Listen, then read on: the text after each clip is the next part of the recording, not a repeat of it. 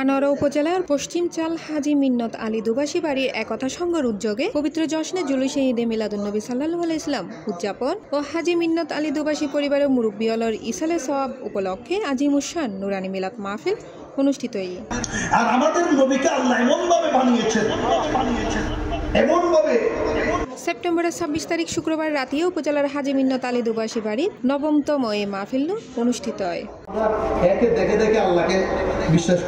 এই সময় হাজী মিন্নত আলী দুবাসী বাড়ি মিলাদুন্নবী উদযাপন কমিটির আহ্বায়ক রাকিব আহমদ চৌধুরীর সভাপতিত্বে ও দোবাসী জামে মসজিদুল খতিব মাওলানা হাসানুদ্দিন আল কাদেরীর সঞ্চালনায় উদ্বোধক আছেন একতা সংঘর সভাপতি মোহাম্মদ মফিজুর রহমান চৌধুরী। প্রধান অতিথি প্রধান উপদেষ্টা SM আরমান চৌধুরী, বিশেষ অতিথি আছেন সিনিয়র সহসভাপতি লুৎফুর এনাম চৌধুরী, টিটু MM মুনসুর সহ আরো কেউ।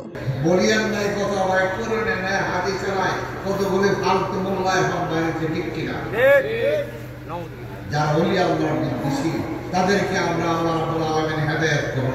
আমিন। আল্লাহ আপনাকে ছেলে দিয়েছে, মেয়ে দিয়েছে, আমরা ৭ম দিন আকিকা দেওয়ার চেষ্টা করি। বলেন আকিকা দেওয়ার দরকার আছে না নাই? কথা বলেন আছে না নাই?